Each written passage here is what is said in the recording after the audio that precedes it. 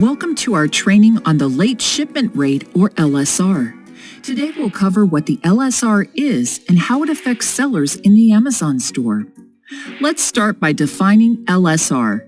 LSR measures the percentage of orders where shipment confirmation occurs after the expected ship date. You can find the expected ship date in order details.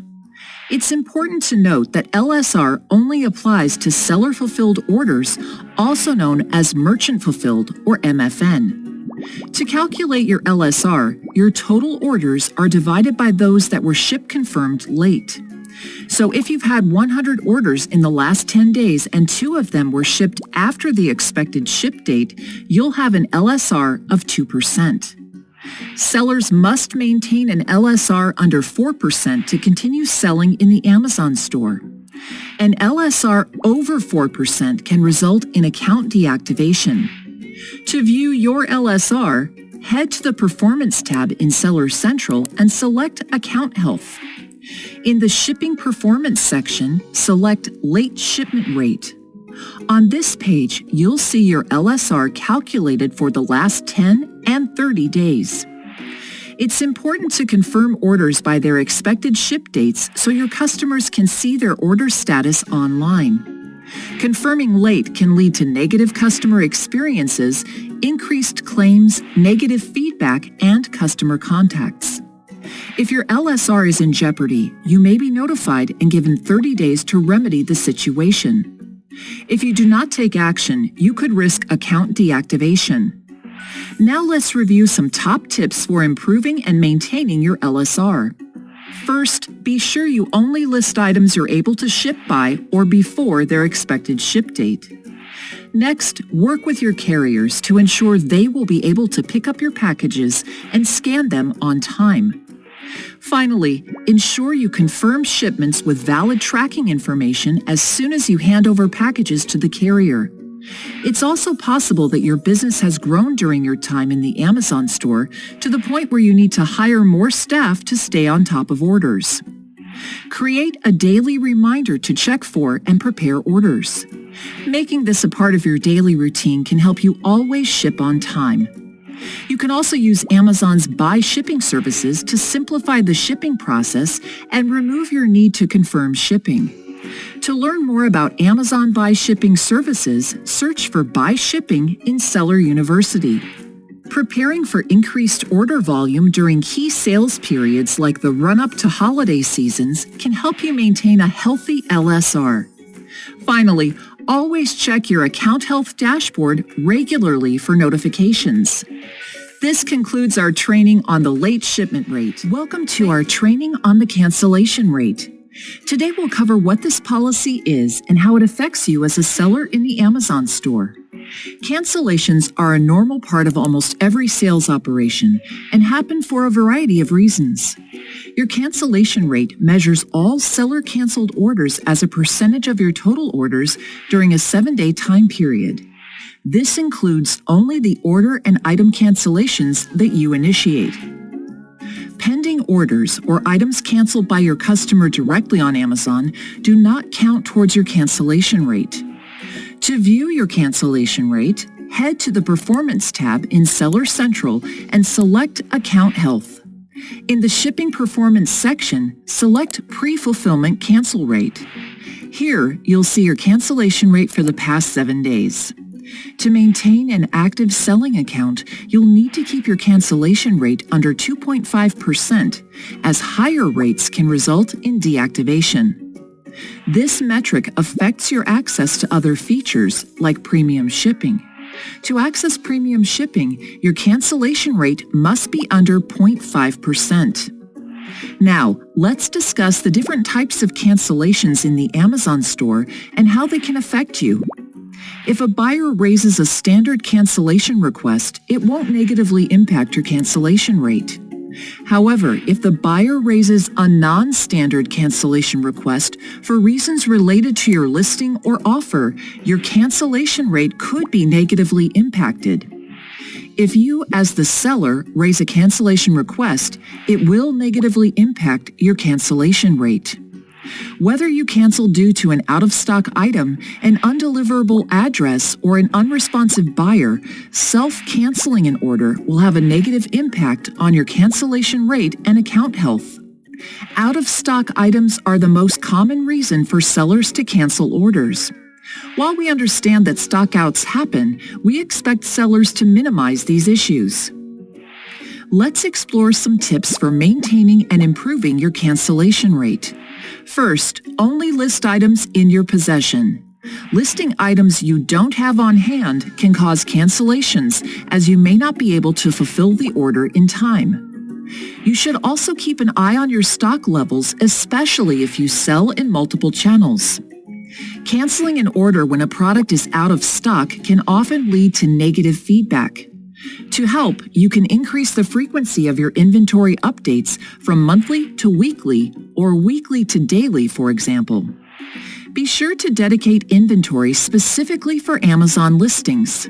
Selling in multiple stores can get complicated, so dedicating inventory specifically to your Amazon listings can help avoid stock issues and cancellations. Finally, be sure to keep pricing accurate at all times. Canceling an order due to an accidentally low price can result in negative feedback and hurt your cancellation rate. So what should you do if the buyer's provided address is undeliverable? If you haven't shipped the order yet, you can contact the buyer through buyer-seller messages. You can request they cancel the order and place a new one with the correct or updated address. Or what if you need more details to fulfill the order and the buyer is unresponsive? If you haven't shipped the order yet, you can cancel the order and contact the Amazon Seller Support Team to explain why the order was canceled. This concludes our training on the cancellation rate. Thank you. In this video, we will go through the valid tracking rate. What is valid tracking rate? Valid tracking rate is the proportion of total shipments you have made in the specified 30-day period that were able to be tracked at Amazon. When a package can be tracked at Amazon, the buyer can check its carrier status from their purchase history. This can help reduce inquiries from buyers. How can you maintain your valid tracking rate? Use shipping methods that offer tracking. Avoid errors when entering shipment confirmations and tracking numbers. Set a shipping carrier.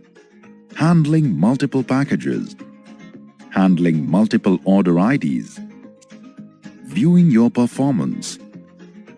Orders excluded from your valid tracking rate. Make sure to use one of the carriers listed in the table to which can be tracked by Amazon. In order to check your valid tracking in Seller Central, hover over Performance menu and click on Account Health on the right. Under Delivery Performance, you'll see VTR. Click on VTR to open a detailed info on VTR metric with the option to download and display categories where VTR is available. Failing to address VTR warning may cause account suspension, which sellers will be notified with by email. Sellers are required to submit a plan of action (POA) to get their account reactivated.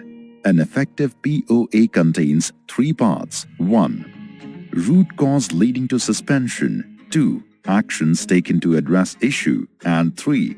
Preventative measures for future to avoid same issues from happening again. For more information, search the help for VTR or check the FAQs in the help pages.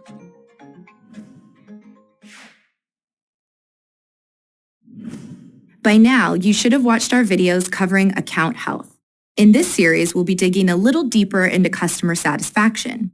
Once we're done here, you'll know how to quickly assess your performance in relation to customer satisfaction, analyze and manage your customer feedback, and use reports to gauge feedback trends over time. You can access your customer satisfaction metrics by clicking on the link in the Performance panel of your Seller Central home screen, or you can hover over the Performance tab at the top of the page and select Customer Satisfaction from the drop-down menu. In this video, we'll concentrate on the Summary tab and the Seller Rating tab. The Summary tab is the best way to quickly see how you're doing on customer satisfaction. Stop here for an overview of your performance, then move on to the other tabs for some specifics. Since the Account Health tab is covered in another series, we'll skip to the Seller Rating tab. Your seller rating is a data-driven measure of the customer experience you provide, with each of your orders counting toward your overall rating. It's intended to help you identify customer service improvements that could lead to more satisfied buyers and a better rating for you. The rating is scored on a scale of 0 to 100 and is based on several factors, including how quickly you respond to help requests, whether you ship on time, and whether you've had canceled orders, credit card chargebacks, A to Z guarantee claims, or negative feedback. So how is your score calculated? Each of your orders in the last 365 days is assigned a score called the Order Quality Score. If an order is fulfilled without any problems, it gets 100 points. Orders with associated problems will lose points. Some problems are considered more significant than others, so you'll lose more points. For example, an order that shipped late will receive 0 points, but an order resulting in an A to Z claim will get negative 500. If an order has multiple problems, only the most significant problem is counted against your score. You can also earn 10 bonus points per order when you provide exceptional service. Your current seller rating is displayed at the top of the tab with a breakdown for shipping, service, and feedback. Scroll down to the score box for a more granular breakdown into orders with no problems and orders with minor, moderate, or severe problems. At the bottom of this section, you can also see the formula used to calculate your score. If you want some quick ideas on how to improve your seller rating, take a look at the box in the upper right corner. Click the Suggestions link next to the areas that have the biggest negative impact on your score to find out how you might boost your performance in those areas. A plan of action is a detailed plan or explanation that a seller has to write in case of a temporary suspension of selling privileges. Amazon gives 17 calendar days to sellers to submit their plan of action. This time period starts from the date the seller received the Seller Central notification about suspension of selling privileges. Selling privileges can be suspended in 2 cases. Case 1. When performance targets or metrics are not met. Order defect rate. This needs to be lesser than 1%. Late dispatch rate. This needs to be lesser than 4%. Cancellation rate. This needs to be lesser than 2.5%. Low-performing metrics can lead to temporary suspension of selling privileges. Hence, always keep checking your seller performance metrics. Case 2. When there is a policy violation by the seller. These cases can include brand infringement, expired items, materially different items. Before you start writing your plan of action, you must understand why your selling privileges have been suspended. Here are 2 simple steps that you can follow. Step 1. Log in to your Seller Central account and read the notification to understand why your selling privilege was suspended. Step 2. Begin your research to understand what went wrong, why it went wrong, and what you could have done to prevent it. After you have done your research, begin writing your plan of action. Here are some best practices to follow. Mention that you have reviewed the Seller Central notification and understood what happened and why the complaint came in the first place. Also, mention the steps that you are taking to eliminate defects from your existing inventory. It is also very important to mention the steps you will be taking to prevent any defects in your orders going forward to make your plan of action more effective. Remember to provide as much details as you can in your plan of action. Include real facts, numbers, or statistics that would help Amazon understand and evaluate the plan of action clearly. If you have received multiple notifications about different defect types, make sure you provide your plan of action for all the defects. You may also review the plan of action samples from Seller University for your reference. You can send your plan of action to Amazon by clicking on the appeal button that appears beside the performance notification. Watch your email for a decision from Amazon. Amazon may take up to 48 hours to review the plan of action and reply with a decision. Your order defect rate is also known as ODR. It is represented as a percentage and is the key measure of your ability to provide a good customer experience. Here is how your ODR is calculated. It is the number of orders with a defect divided by the number of orders received by the seller. Here are a few possible causes that can increase your order defect rate. Damaged or defective items being delivered. Poor packaging complaints for customers. Order not received or missing items from order. For example, seller Anish has a high ODR due to damaged or defective items that were being delivered to customers. In this case, the seller can introduce a quality check process to make sure that the stock is defect or damage free. A weekly check on the stocks would be a good idea. In case the seller realizes that the stock coming from a particular supplier is defective, he can consider procuring the stock from another supplier. For example, seller Jitin's ODR is high because his customers have complained about the packaging of his items being very poor. This often leads to broken or damaged items being delivered to the buyers. To prevent such complaints, Jitin can opt for branded and reputed packaging materials. A double check just before dispatch of the items for any orders would be a good idea too. For example, seller Geeta has a high ODR because her buyers have complained of items missing from their orders. To prevent such incidents, Geeta should tie up with reputed and reliable courier partners to make sure that the items do not go missing during transit. She can also hire a dedicated personnel to check the items just before they get dispatched.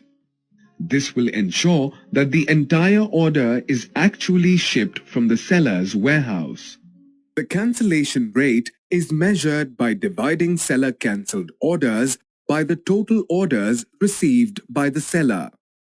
This includes all orders that seller has cancelled before shipping. These do not include orders which are cancelled at buyer's request. Cancellation rate equals cancelled orders divided by total orders. Here are a few possible causes that can increase your cancellation rate. Out of stock issues. Issues with inventory management. Adding items with incorrect details such as price, title, etc. Issues with monitoring the stock. Scenario 1.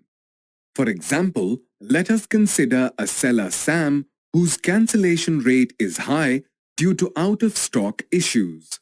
The seller can consider adding the entire stock or inventory available for online sale and have a mechanism in place for monitoring the inventory.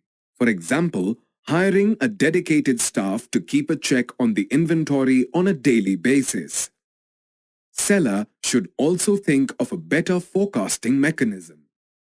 It may be a good idea to consider getting more stock as soon as online inventory is sold out to a certain limit, for example, 50%. Scenario 2.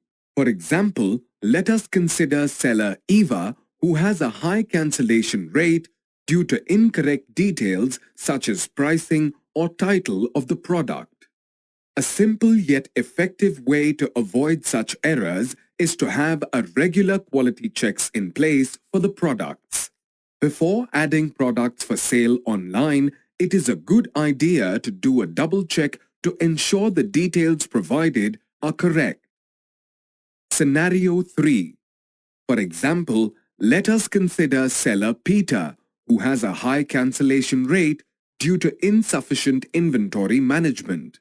Avoid high cancellation rate by following simple steps such as keeping a dedicated time on a daily or weekly basis to check on the inventory. Having a forecast mechanism is also a good way to avoid cancellations. You may also make use of inventory reports available in Seller Central to help with forecasting.